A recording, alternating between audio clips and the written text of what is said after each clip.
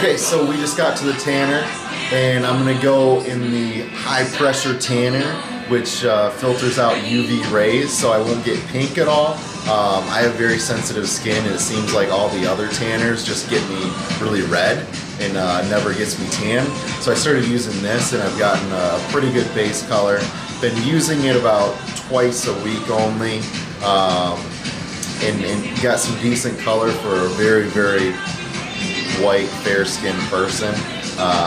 So I've been using this, like I said, about twice a week, and it's the week of the show. I'll probably tan today and tomorrow, which would be Wednesday, and then I probably won't tan until the show.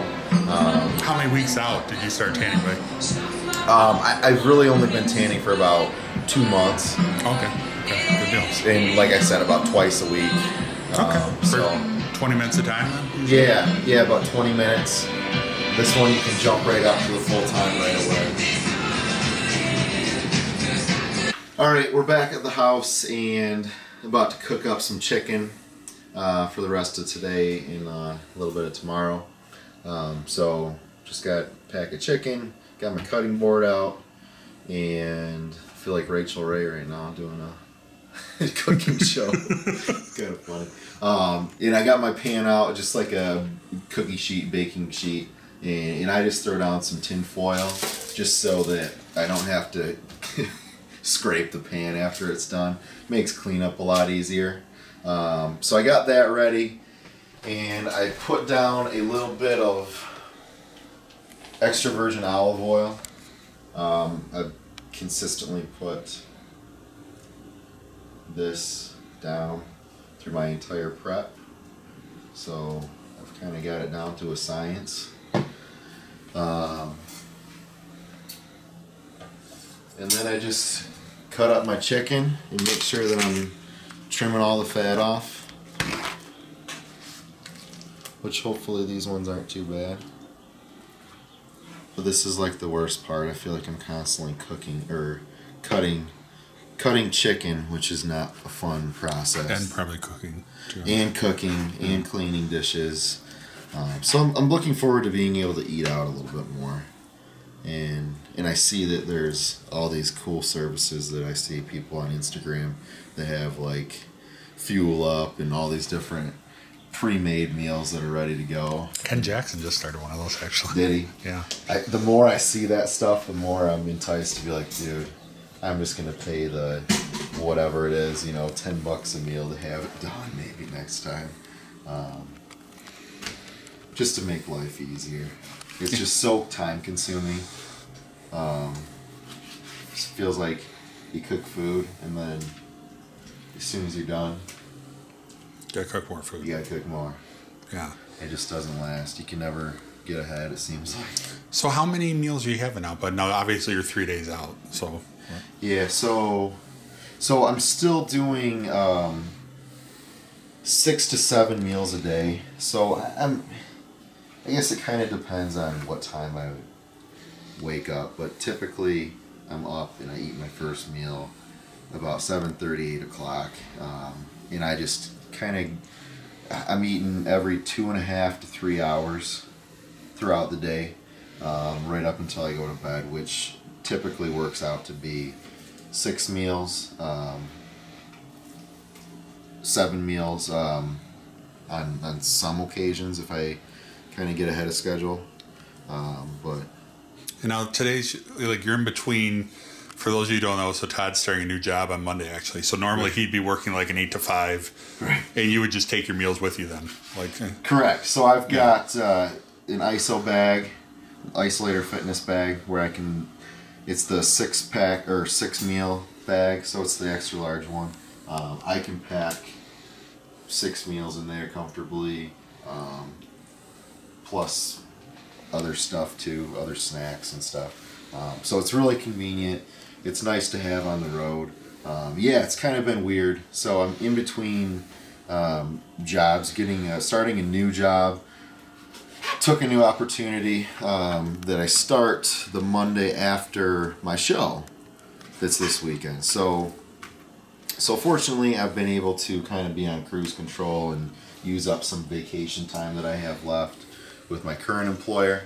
And it's been kind of nice, but it's kind of different too because I'm so used to like a certain regimen. And I think like most bodybuilders, we're kind of these creatures of habit where we get into routines, and it's weird to be out of my routine. So it's like, it's kind of weird to remind myself to eat because normally I have certain things I do at work, and then, oh, it's time to eat again.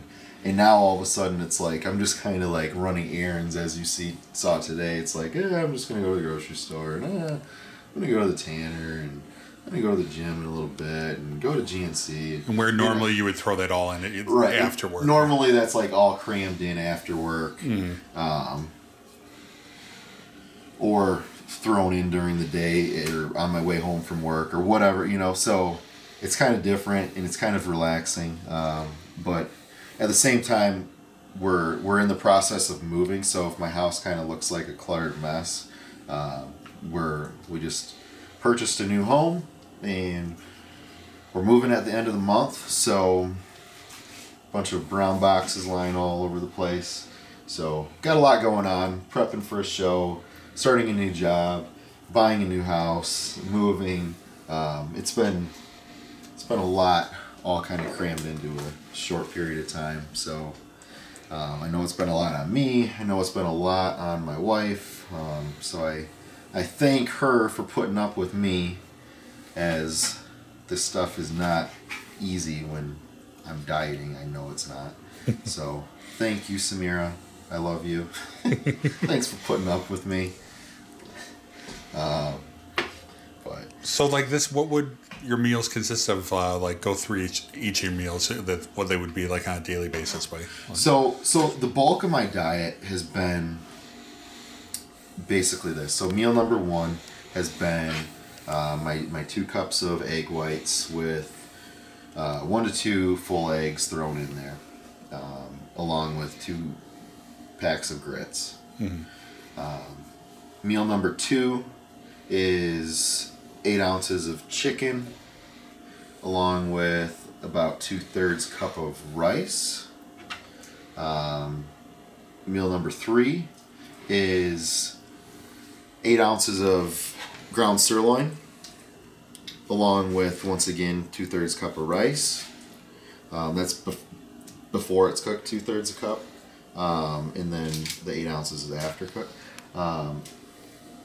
And then I go back to the same chicken meal, the chicken and rice, for meal number 4.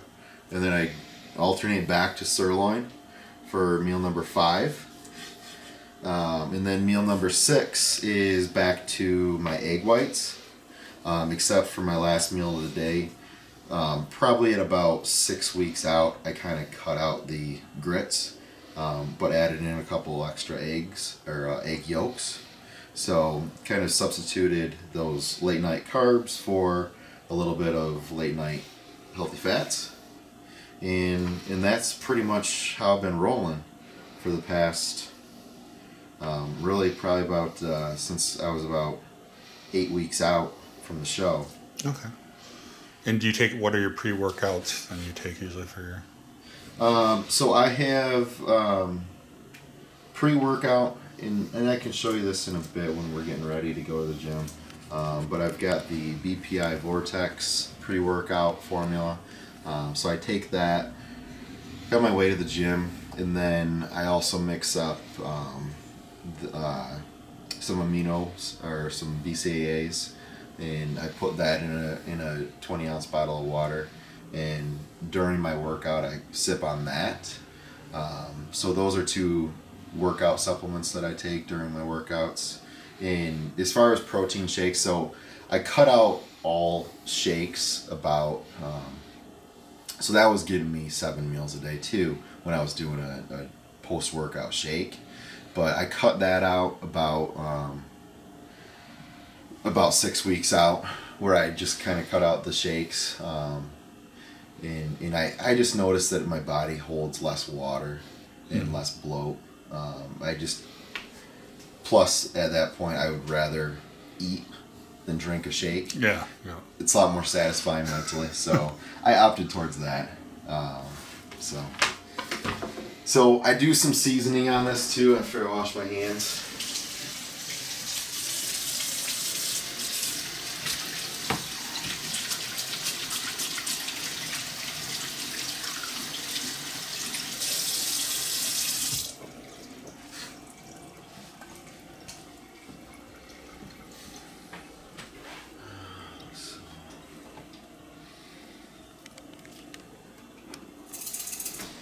So this is where my Grill Mates Mesquite is my flavor of choice lately.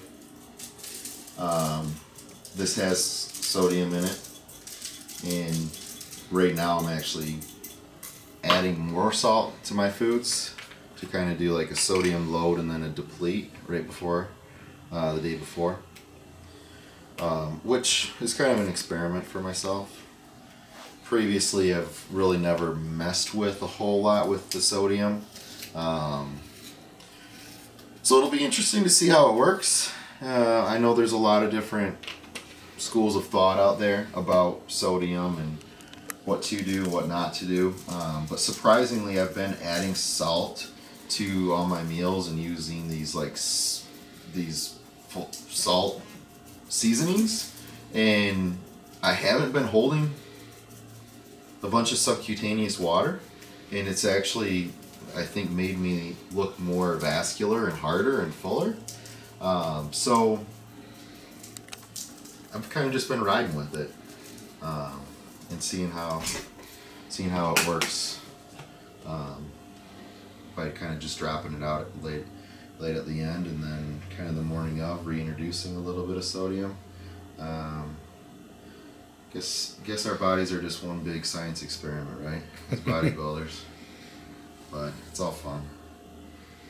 Trial and error. If you don't learn, if you don't try it, then you never learn. So. Yeah. So I set that baby at 375 and throw her in for about 35 minutes. And that's usually perfect. Where it's not dry and it's cooked perfectly. I just cover it up here to kind of keep the heat in, which also helps with keeping it from drying out. And that pack of chicken wasn't very big because usually it fills up that whole pack. So I'm a little bit disappointed in you today, Walmart. Not very happy. But that's some of my meat prep. I've got my sirloin that's already cooked from the day before, so I don't really need to make that today. But as far as that goes, I just I take I think it's 20 or 2.25 pounds of meat, and I split that up into 4 different burgers, so it ends up being about 9 ounces a piece before it's cooked. After it's cooked, it's closer to 8. Yeah, and that's for 2 of my meals a day too.